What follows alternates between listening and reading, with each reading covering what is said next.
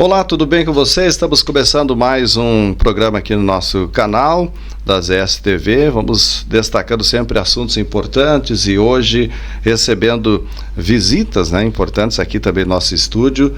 É um prazer que estamos recebendo então os deputado federal Elvino Bongás e o deputado estadual Jefferson Fernandes, do Partido dos Trabalhadores, estão conosco aqui para falar um pouco do trabalho realizado junto à Assembleia Legislativa, à Câmara Federal, Governo do Estado, Governo Federal também, sobre alguns trabalhos também aqui por Ijuí, juntamente com o vereador Beto Noronha, que acompanha e também sempre realiza essas atividades mais próximas, digamos assim, com os deputados. Prazer recebê-los aqui no nosso estúdio, deputado Elvino Bongás. Tudo bem? Tudo bem, prazer é nosso e parabéns pelo espaço ZS, Zalmir Soares, que bom, né? Um abraço grande, estar junto com o Jefferson, com o Beto Noronha, é um prazer muito grande abraçar todo o povo de Ijuí, da região e fora da região que está te acompanhando também nesse momento. Muito bem. Deputado Jefferson Fernandes, tudo bem, deputado? Tudo bem, Zalmir, também estou feliz de estar aqui contigo, na boa companhia do Bongás, Beto Noronha também, nosso vereador, está aqui conosco.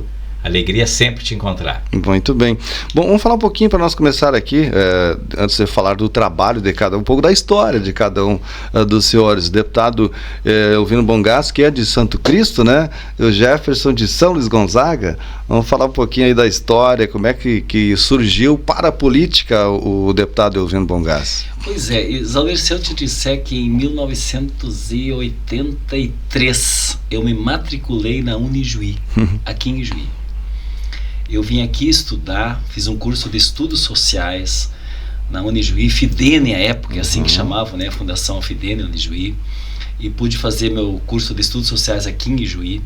E aí essa terra da colmeia, da produção, chamada aqui da Ijuí, nos encantou muito o trabalho. E eu, como sou dirigente sindical dos trabalhadores rurais, lá em Santo Cristo, onde eu nasci, onde eu continuo vivendo hoje, morando hoje, junto com minha esposa, nosso filho também que trabalha na região, nós nos dedicamos muito sempre a esse tema da agricultura familiar. Fui presidente do Sindicato dos Trabalhadores Rurais, sou professor também, mas a dedicação maior minha sempre foi isso. E aí eu conheci naquela época o Karlinski. O Karlinski, em 1983, caminhava nas nossas marchas, era o período da redemocratização do país. Era o tempo da ditadura, o Figueiredo era o presidente da República, não tinha eleições. Veio a ter eleições diretas em 85, estou falando de 83. E nós fazíamos marchas aqui em Brasília, em Ijuí, na luta pela democratização do país. E aí eu encontrei o Karlinski, que era o nosso presidente do sindicato, ele acompanhava aquele caminhar dele, sempre presente, os professores da Unijuí, o Dinarte Bellato. O Dinarte Bellato era uma grande referência para todos nós, ele formou uma geração, e todos nós somos formados por tantos professores, e cito ele, podia citar tantos outros. Então, eu venho da agricultura familiar, sou também professor, fui presidente do sindicato, fui deputado estadual, pude estudar na Unijuí, depois fiz história também na universidade, uma pós-graduação na URGS depois, mas o nosso vínculo com o Ijuí tem sido exatamente esse, um pouco da história minha, do trabalho aqui. Nesse momento, com a coordenação do nosso querido Beto Noronha, eu pude ser o deputado mais votado na última eleição. Sou muito grato ao nosso querido povo de Ijuí. Certo. E o deputado Jefferson Fernandes, sua história aí, deputado? Olha, um ponto em comum com o Bongás aqui é o fato de ter sido acadêmico na Unijuí. E a Unijuí oportunizou que eu também me envolvesse no movimento universitário. Na época a gente lutava por crédito educativo, as mensalidades sempre era um desafio pagá-las no final do mês. Sim. Sou filho de trabalhadores, um metalúrgico, uma dona de casa, e o sonho era cursar o nível superior. E nessas peleias por mais educação, a gente conheceu o Bongás. Sim. O Bongás, como líder sindical da macro-região, sempre apoiou os movimentos de juventude. Eu sou missioneiro, nascido em Santo Ângelo, depois toda a minha juventude eu passei em São Luís Gonzaga. Antes até estive trabalhando na paróquia de Catuípe, junto com o saudoso padre Eugênio Hartmann, na Pastoral da Juventude, e o que me colocou no mundo da vivência comunitária e política foi a Pastoral da Juventude, a SEBS da Igreja Católica, e devo muito, inclusive, às pastorais sociais. Aliás, eu conheci a família Bongás antes até de conhecer o Elvino. Sim. O Ivo, principalmente, né, que nos dava cursos sobre Bíblia e tantos cursos importantes de espiritualidade, fez com que a gente fosse se envolvendo, né? Um dia participa do movimento, daí tu pega aquele compromisso comunitário. O pai e a mãe sempre foram da associação de moradores, de diretoria das comunidades, e tu vai aprendendo com a luta. E depois trabalhei como assessor do Bongás. Quando ele foi para a federal em 2010, entenderam que eu deveria ir para a estadual, acabou dando certo, e felizmente agora estamos no 4º mandato. Eu só não fiz campanha em Juí na última eleição, pelo respeito à trajetória do Beto, que nós construímos juntos, inclusive a decisão dele ser o candidato a deputado, e ele provou nessa eleição ser hoje, com todo respeito às demais lideranças, mas se não a mais, uma das mais expressivas lideranças de Juí. Foi o deputado estadual mais bem votado. Até esse ponto, eu queria perguntar para você, não tive oportunidade em outras ocasiões, mas agora, já que você falou, deputado Jefferson, o Beto concorreu a deputado estadual, você também é deputado estadual, na verdade foi teu concorrente, tirou votos aqui, pode-se dizer assim, bom, você, de repente, se o Beto faz campanha para você, seriam mais 9 mil e poucos votos, né? Então, neste ponto, como é que é esse trabalho? Tão bem, Jefferson elegeu tão bem. Você elegeu também, nem precisava dos votos. Os votos, né? que o Beto fez somaram e colaboraram, né? E foi uma afirmação da liderança, eu concordo com o Jefferson. O Beto, para nós, é um líder, né? Super consolidado, claro. Então não atrapalhou, né? Ele ajudou muito na legenda do partido, claro. Né? É óbvio que quando a gente é candidato sempre fica um medinho, né? Pode ser que não dê. Vai faltar e os conversamos muito abertamente com o Beto. Sim. Tá? Sentamos, ele pediu conselhos, eu também disse para ele da importância porque o deputado federal é muito mais desafiador eleger do que o estadual, nada está garantido, né? Claro. Mas eu dizia, vamos priorizar a eleição do Bongás, já que a gente tinha o mandato, tu acaba estendendo também para outros locais, então, bom, vamos apostar numa liderança nova. E o Beto também tem uma coisa que às vezes as pessoas não se ligam, é claro, ele me apoiou aqui, eu tinha feito acho quase 3 mil votos em Juí na outra eleição, e ele fez 10 mil agora, então nem todos os votos vêm para quem tu apoia. Sim. Né? Então esses votos a mais contribuíram para o PT pela 5ª vez consecutiva ter a maior bancada na Assembleia Legislativa. Nós somos 11 parlamentares, mais a Bruna do PCdoB, a tal ponto que isso nos deu a condição de no ano que vem, sem ser ano que vem no outro, ter a presidência da Assembleia, inclusive. Então, Beto colaborou com o nosso projeto em nível estadual, e é assim que a gente se relaciona, em altíssimo nível, e eu não vim aqui realmente em respeito, mesmo assim a gente teve uma votação boa, tem vários... Quantos votos você fez aqui em Juí? Deu mesmo 300 assim? E poucos 300 votos que eu fiz, E, bom, são ex-colegas. Não é rejeição ao Beto, mas sim os votos que mas você é aquele tinha, voto né? cativo, né? Claro. Servidor da Corsã, claro, são os votos, da SUSEP, que dizia para mim, olha, pela ligação que a gente tem, né? Sempre tem essa proximidade com alguém, né? É isso. Deputado Bongás, e o trabalho lá em Brasília? O senhor está no qual mandato mesmo? Nós estamos no 4º deputado federal. 4º mandato do deputado federal. E é o 4º estadual. E o 4º estadual, muito bem. Como é que é o dia a dia lá em Brasília aí de deputado? Muitas vezes dizem, o deputado só trabalha 2, 3 vezes por semana. Como é que é esse ponto até, né, para explicar o deputado? Pode até ter alguém que não trabalha tanto, mas eu realmente tenho essa marca e o reconhecimento dos próprios colegas deputados, né, e das lideranças, dos prefeitos. Esses dias eu achei uma coisa muito legal, Jefferson, que uma pessoa veio, a segunda vez que ela foi atendida no meu gabinete, foi das 8 horas da noite, no meu gabinete em Brasília. E aí, essa pessoa que era um prefeito, junto com a equipe de secretários e vereadores que estavam lá, ela disse, Bongás, hoje eu preciso dizer uma coisa para ti. Eu não encontro nenhum gabinete que me atende pela assessoria, com a presença do deputado, pela segunda vez neste horário, e tinha ainda gente lá para eu poder receber.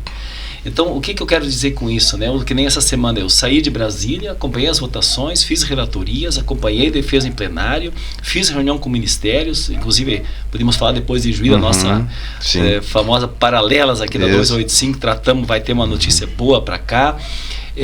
Vim para para Porto Alegre, fui já para o litoral norte, que infelizmente vive nesse ciclone, essa difícil. Complicado. Fomos para lá. 16 mortes, né? Isso, fizemos, fui lá, levantamento, acompanhamos, a nossa equipe da Defesa Civil está lá fazendo o levantamento para ver onde é que nós vamos ajudar. Vim para outras atividades, esse debate importante de uma luta. Aliás, quero parabenizar o Beto Noronha, o deputado Jefferson Fernandes, que estão lutando na ampliação dos nossos institutos federais tecnológicos, do debate que está sendo feito em Juiz, se preparando para poder receber. Passamos aqui em hospitais, temos um outro roteiro para Santo Ângelo de Santa Rosa esse final de semana, retorno no início da semana que vem. Então cada semana é assim. Então quando as pessoas têm essa ideia de pouco trabalho, a gente trabalha muito, muito. E ainda mais nesse momento em que o país, né, está retomando o que nós estamos vendo. A inflação está diminuindo, há um crescimento do PIB, do Produto Interno Bruto, o desemprego está diminuindo, a volta dos programas sociais em todas as áreas. O Lula está anunciando desde Minha Casa Minha Vida, né, do Bolsa Família, tantas outras iniciativas das compras públicas, da agricultura familiar. Nós temos um conjunto de projetos e mais médicos, inclusive, sendo anunciados. Então nós temos um desafio enorme, né, de acompanhar. E além de nós nos dedicarmos intensamente a esse trabalho e contato sempre de retorno com as comunidades, nós temos que fazer uma denúncia fortíssima nesse momento. Aliás, é a que mais tem sido feito. Se o Brasil está crescendo, se a inflação está baixando, por que que o Banco Central mantém esse juro alto de 13,75? Isso é o maior juro de taxa alta do mundo, que no momento em que cai a inflação, o juro real é o maior. Toda vez que cai a inflação, se eles mantêm o juro alto, o juro real é o maior. Para um empresário que quer investir, para o Plano Safra que é para ter juros subsidiado, é ruim em todos os sentidos. Agora, o que o governo pode fazer para reduzir os juros aí, deputado? Esse é o problema. O Banco Central, lá em Brasília, se votou no governo passado que tinha que ter autonomia do Banco Central. Então, o Lula, primeira vez que um presidente é eleito pelo povo e não pode trocar o presidente do banco. Esse presidente que está lá foi indicado no ano retrasado pelo governo passado. E os conselheiros também, nós votamos, eu votei contra. Sim. Porque quando tu elege um prefeito, ele tem que indicar seu povo, o governador os seus. O presidente do Banco do Banrisul é indicado pelo governador, aprovado pela Assembleia Legislativa. E essa reforma tributária também que está em discussão, não também faz parte aí desse processo todo que o senhor fala? 5 anos. E essa é a coisa boa, Zalmir, que nós estamos vendo agora. Nós vamos pela primeira vez. Quantos anos? Eu acho que você era jornalista, não sei quantos anos você é jornalista. 32. 30 anos. Quanto tempo tu escuta que tem que fazer faculdade? E nunca se fez. E nós estamos, Jefferson, nesse momento, com a possibilidade de votar. Então o Brasil está num outro movimento, num outro momento. Nós vamos votar a reforma tributária, que vai simplificar a tributação, vai permitir que seja cobrada no destino, para a gente não ter guerras fiscais que disputam só nos grandes centros, né, para descentralizar os recursos. Tudo isso vai ser feito. Então a única coisa, quem não está colaborando, aliás, está jogando contra o Brasil, é o Banco Central, que foi indicado pelo governo passado. Nós não podemos trocar. Só vai ser trocado na metade, pela lei que foi votada, na metade do mandato. Então, o mandato dele no Banco Central é até 31 de dezembro de 2024, no ano que vem. Aí os últimos 2 anos vai ter o novo presidente, indicado pelo presidente. Quer dizer que até lá não se pode mexer na taxa de juros? Eles deveriam mexer. O Lula não pode mexer. Quem tem que mexer é o Banco Central. Aliás, o Lula fez uma frase muito forte, e a nossa presidenta Gleisi também, e eu também já fiz essa frase, repito ela no teu programa, Zalmir, hoje aqui. O Senado tem que ver se esse cidadão, como diz o Lula, que é o presidente do Banco Central, não está fora da lei. Porque o que justificaria manter um juro alto para um país não crescer, para não se gerar emprego? Isso é contra o país. Então nós temos que estudar hoje se tem uma forma legal de poder levantar um questionamento legal, jurídico, de impedir a continuidade dele, porque o Banco Central hoje joga contra o Brasil, infelizmente. Pois é. Deputado Jefferson, e aqui do Estado, quais são os principais impasses nessa discussão também na Assembleia Legislativa, governo do Estado, enfim? Olha, os 2 temas mais relevantes agora no último período que nós debatemos é o IP Saúde, que acabou tendo a votação dessa semana. O senhor levantou lá e foi em defesa aí dos servidores nessa matéria, mas acabou, digamos, sendo derrotado, deputado. Nós fizemos o nosso papel, tentamos sensibilizar o governo, inclusive apresentando uma proposta, para quem sabe ele enviasse uma emenda substitutiva na Assembleia, não teve conversa. Só para te ter uma ideia do absurdo que é o posicionamento autoritário do governador Leite, nós apresentamos que ao menos uma questão mudasse. Hoje, por exemplo, um desembargador no estado, ele não é mais obrigado a pagar para o IP. Até aí, paciência. Foi decidido que esse vínculo não é obrigatório. Só que daí, eles criaram um auxílio. Aí o nobre desembargador, que está ganhando mais que o teto, ele escolhe qualquer plano privado de saúde que ele queira, ele escolhe. E o Estado vai lá e paga. Por vezes até 4, 5 mil reais. Nós queríamos uma emenda que, se o dinheiro sai do cofre público, ele tem que ir para o IP, que é um instituto vinculado ao Estado. O governo não aceitou. Nós queríamos a garantia de que a cada ano tem ao menos reposição da inflação, porque daí o cara até suporta um pagamento um pouquinho a mais do IP. Só que não tem sentido um servidor que está desde 2015 sem reposição. Para te ter um número, 14 mil servidores no estado ganham abaixo do salário mínimo regional. Tem que ter completivo para chegar a 1.200, 1.300.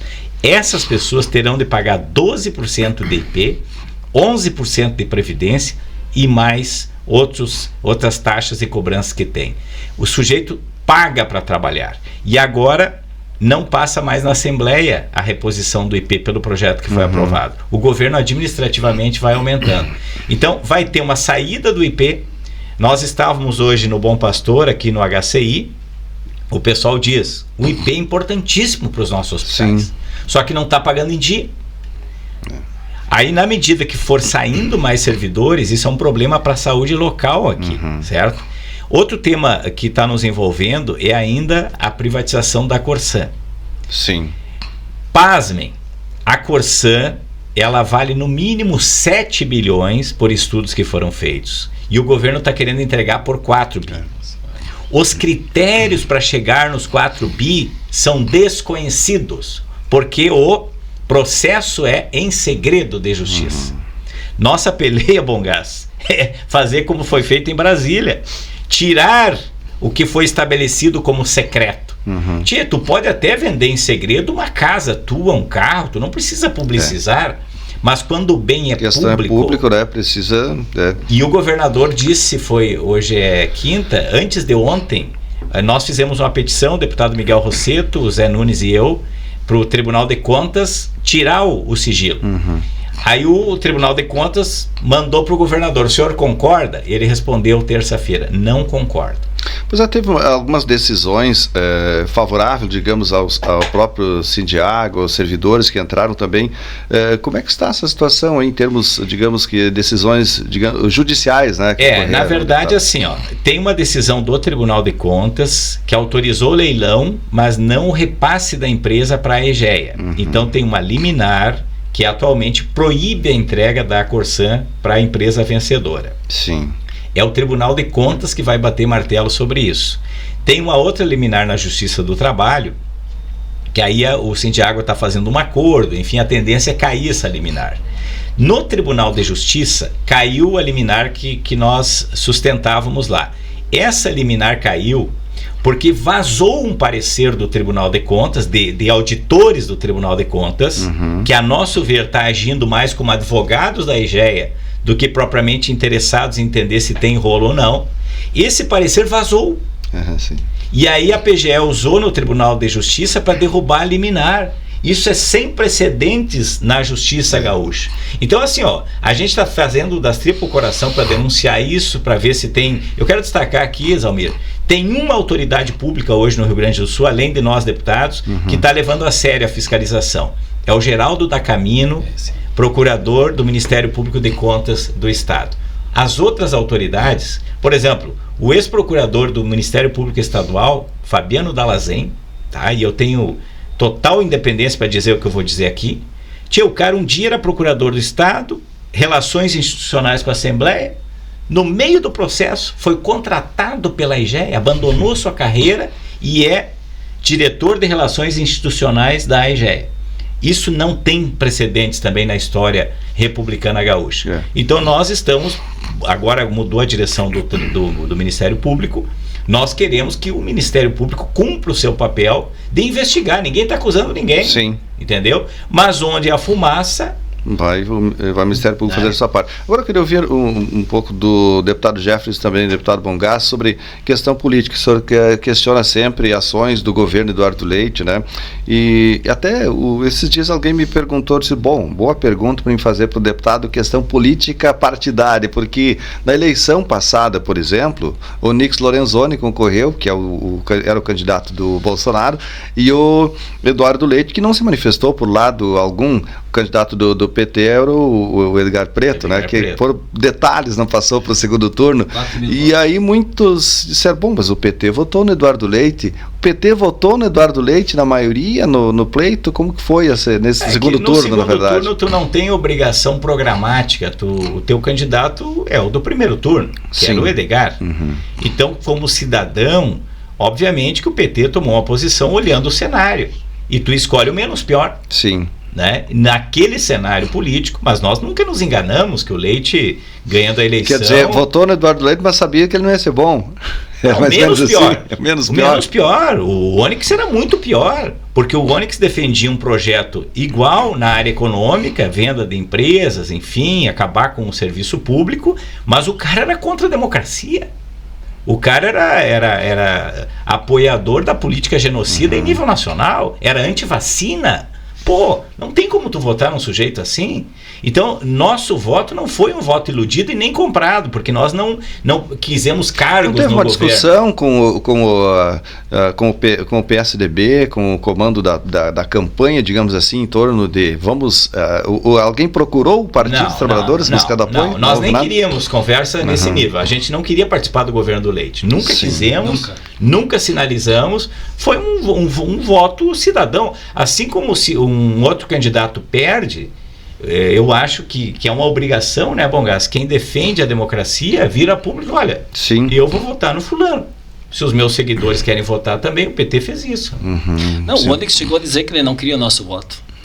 Eu mesmo assim não ia votar nele, mesmo ele querendo. Até nesse ponto que eu gera importante essa questão, porque até agora eu não tinha ouvido ainda o deputado falar isso, como o deputado falou. É o menos pior, digamos assim. Votamos, mas sabia que não ia fazer. É difícil um voto assim, na verdade. E foi muito difícil para nós, porque a campanha do Edgar Preto, que é uma liderança nova, que está no cenário, por um detalhe. 2.000 votos. Sim. Então, assim, nós tínhamos toda essa esperança de se vincular com o Lula, né? Que, infelizmente, nós temos um país que respira democracia. E, Zalmir, o que é importante dizer, para todas as pessoas que estão te acompanhando agora, foi bom você fazer essa pergunta, viu, Zalmir? Porque, às vezes, o pessoal também quer fazer assim, de forma malandra, para não jogar numa contradição. Claro. Né? Nós estamos falando aqui com seriedade, tu está levantando essa questão, porque isso é importante as pessoas entenderem. Porque é isso que o Jefferson disse. O Brasil viveu com o fascismo, com a extrema-direita, uma situação tão difícil. Então, imagina nós termos um Bolsonaro 2. Porque o Onyx, o que era o Onyx? O Onyx era um ministro que, quando não tinha espaço pro Bolsonaro ter um ministério para ele lá em Brasília, chegava a criar um ministério. Sim. Só para empregar esse rapaz. Entendeu? Foi isso que ele fez. O Ministério do Trabalho foi recriado só para ele ter uma vaga. Porque ele não se ficava num ministério só. E daí ele dizia que ele era um ministro tão bom que ele precisava para cumprir tarefas. Não, ele não servia em nenhum lugar, e daí até que criaram mais um outro espaço. Não tem expressão. Então, seria assim um troço da extrema-direita, um troço que a democracia não permite. Olha quanta gente morreu por causa do negacionismo, né, da falta de vacina. E ele foi o principal cara ligado a essa família da rachadinha, que é dos Bolsonaro. Bolsonaro hoje está recebendo o processo, provavelmente vai ficar inelegível. Eu quero que ele vá para a cadeia. Não deve só ficar inelegível, tem que ir para a cadeia. Ele foi criminoso, e crimes é que só. O julgamento que começou nesta quinta, mas na verdade foi suspenso e deve ser retomado na próxima terça-feira. Então cada ministro vai votar e vai fazer seus pareceres, enfim. Então é disso que se fala. Então, na verdade, neste momento onde a gente pode estar no alto fascismo, de extrema direita, toda extrema direita, e a gente tem um espaço ao menos da democracia, mesmo que a gente tenha todas as diferenças contra o projeto do Leite, não teve dúvida. Eu votei e votaria de novo, mesmo com as bobagens que ele faz. Porque ele é contra o Rio Grande do Sul também. No momento em que ele, por exemplo, não garante esse processo na área da Corsan que ele emitiu para o povo do Rio Grande do Sul. No momento que ele não garante a estabilidade para o IP. No momento em que não garante também a escola. Nós visitamos aqui em Ijuí as São escolas. Geraldo agora há pouco. São Geraldo, viemos a São Geraldo. Gente, tem um absurdo, até para saber. Podem ir lá olhar, nós fomos lá. Tem um gerador que está instalado, eles não foram capazes de ligar ele. E está ali porque a escola conseguiu uma doação. E aí os pais compram ar-condicionado para os filhos terem e não podem ligar o ar-condicionado porque cai a chave. E é uma incompetência, entendeu, do governo. Então, na verdade, esse é um processo... Isso que ele diz que a prioridade dessa gestão é a educação. Já ouvi várias vezes. Então, a gente faz a crítica, é oposição, mas vamos pensar, nós não queríamos que se fechasse a democracia, tá? Sim. Porque no autofascismo, as pessoas eliminam os diferentes. E essa violência, que tristeza, né? O ambiente no Brasil onde as pessoas vão nas escolas, atiram nas crianças, matam, como fizeram agora no Paraná de novo. Quer dizer, esse ambiente de violência, de ódio, isso tem que ser superado. E o Onyx representava exatamente, né, esse espírito fascista, né, do ódio, da violência. Isso nós temos que tirar do país. É democracia. Certo. Bom, agora falando em termos de Ijuí, você já falou, deputado Jefferson, sobre escolas, né? Há poucos dias esteve aqui também numa audiência com a Comissão de Educação, tratando sobre os problemas nas escolas, a segurança nas escolas, enfim. Em termos aí de trabalhos que contemplam aqui o município e a região, que dá para destacar com o seu gabinete, o seu mandato na Assembleia Legislativa. Olha, eu diria assim, ó, é uma via de duas mãos. A gente tanto quer trabalhar por Ijuí, mas Ijuí colabora muito também no cenário estadual. Junto com o mandato do Beto, a gente está dando um destaque estadual para o projeto de justiça restaurativa que tem aqui, que a Unijuí é pioneira nessa articulação com escolas municipais. Eu estou apaixonado pelo projeto, né? Foi o ex-vereador Piai, inclusive, que aprovou a lei aqui na Câmara. A gente tem um projeto em nível estadual muito similar, que é tornar o ambiente escolar um ambiente de pacificação. E para isso todo mundo tem que mudar a postura. Sim. Começa até com o discurso de ódio que não deve existir, principalmente no espaço escolar, porque criança é reflexo do comportamento do adulto. Não venham com essa, tem que punir mais as crianças para... Não, as crianças estão agindo assim porque os adultos estão exalando ódio no cotidiano. E esse projeto, né? Nós fizemos audiência pública aqui para dar destaque. É fantástica a experiência ver jovens falando, né, que eles querem mais diálogo com o pai, a mãe, dar mais atenção para eles. É emocionante, até a gente que é pai, né? Então eu saí encantado aqui da última audiência. Vamos retomar esse projeto com força e agora, junto inclusive com o deputado Burman e com o vereador Beto, nós aprovamos lá na Assembleia uma audiência pública para tratar de puxar para cá Instituto Federal, certo? Essa é a nossa ideia. Eu já trabalho há muito tempo com Bom Gás na luta para ter mais educação pública de qualidade nessa macro-região, em todas as esferas, né? Conquistamos a Universidade Federal, que tem campus lá em Cerro Largo, os IFES que já tem aqui em Panambi, tem em Santo Ângelo, tem em Santa Maria, enfim, o estado inteiro. Mas nós precisamos curso de medicina aqui, né? O próprio fortalecimento das comunitárias, como é o caso da Unijuí, a gente é parceiro, até porque somos egressos da Unijuí. Tudo que a gente puder fazer pela educação, pela saúde, eu pauto muito o tema da segurança. Porque às vezes o pessoal diz assim, tá, Jefferson, mas peraí, o que tu fez aqui por Ijuí? Tchê, quando eu luto pro brigadiano receber um bom salário, ter equipamento, ter efetivo na Polícia Civil também, na Polícia Penal, eu estou pensando no cidadão. Na Polícia Civil é um bom atendimento no serviço público. Claro. A gente não é refém do corporativismo. A gente acha que tem pautas importantes das corporações, mas isso tem que estar a serviço do público. Por que eu quero uma Corsan pública? Porque em nenhum lugar do mundo privatizar o saneamento deu certo. O preço das tarifas eleva, tu não tem mais para reclamar. Agora mesmo, tem 6 mil unidades habitacionais lá na região de Porto Alegre sem luz. As pessoas não têm para quem ligar, porque é um 0800 que não responde. Eu não quero isso na área do saneamento. Então a nossa peleia pelo serviço público de qualidade em todas as áreas é nesse sentido, que os nossos municípios se desenvolvam e não há como desenvolver se o Estado não cumprir com seu papel. A iniciativa privada também é importante? Gera emprego, renda, oportunidades, mas o Estado também tem que ser coparticipante desse processo. Certo. Deputado Bongás, 2 pontos importantes, além do IFAR, como frisou o deputado Jefferson, também paralelas e outros recursos de emendas que o senhor tem destinado aqui para Ijuí também.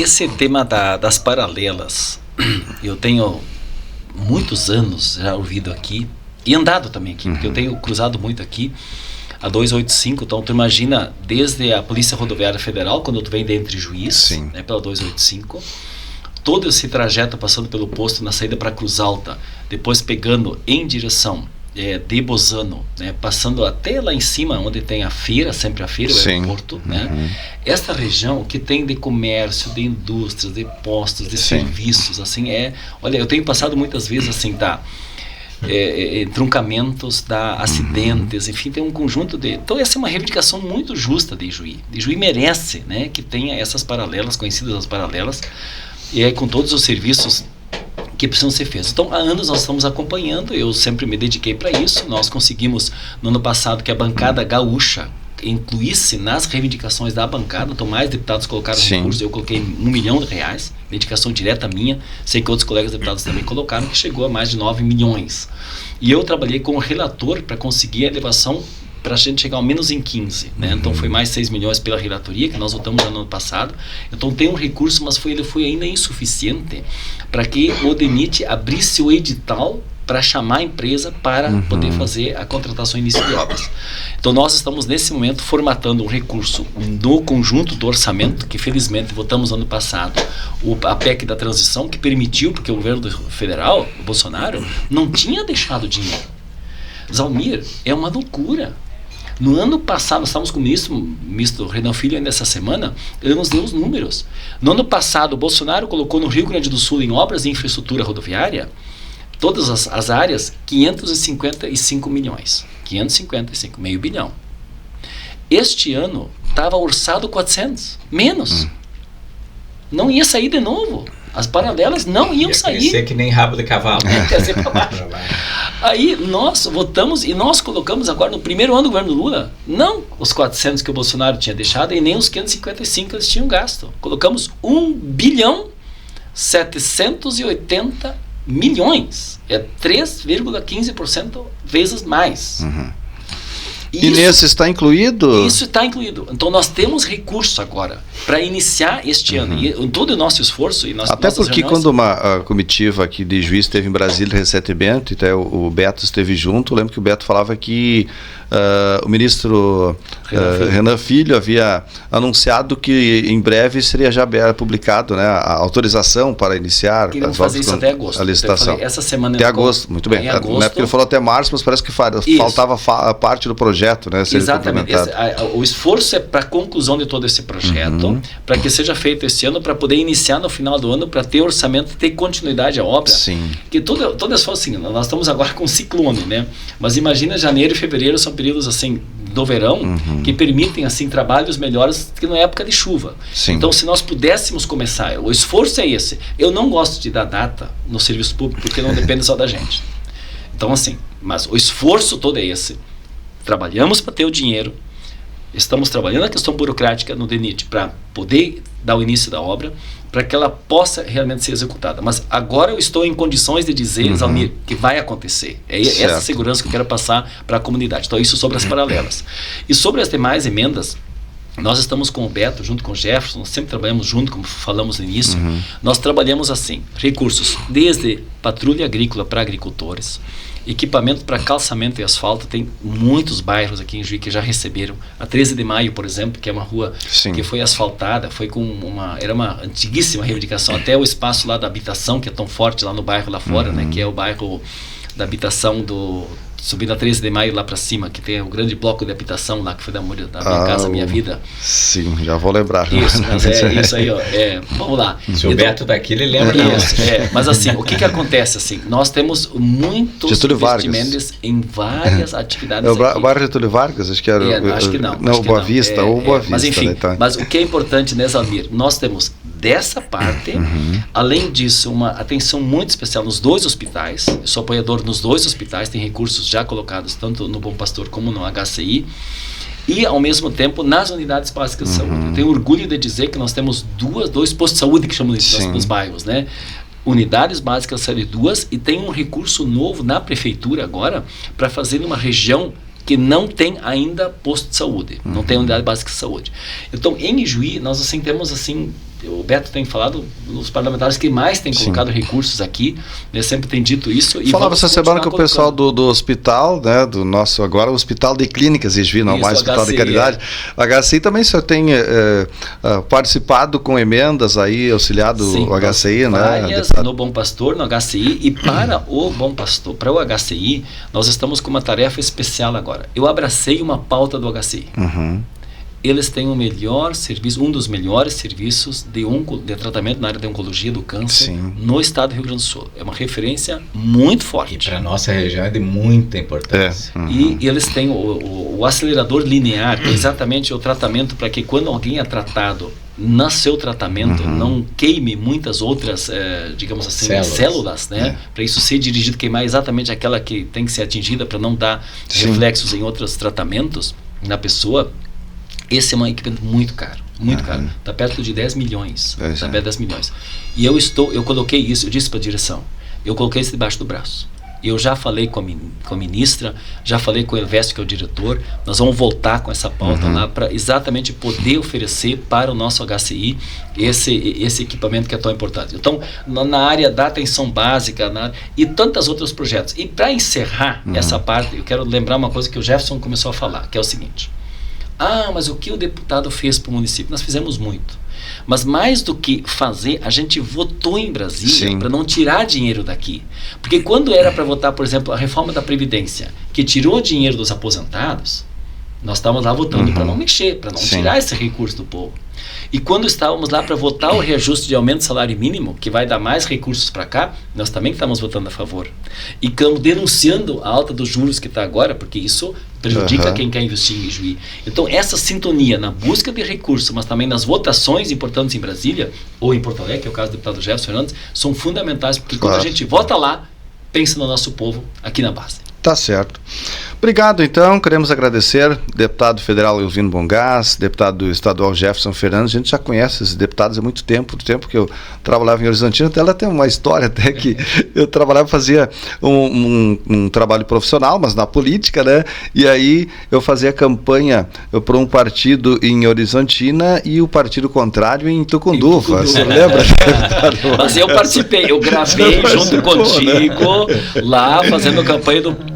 Podemos falar? Pode falar. Isso, lá na época do PP, nós tínhamos uma combinação também lá junto, e em outros lugares nós estávamos com outros partidos, mas eu quero destacar, Zalmir, além de te agradecer, eu quero falar da tua postura.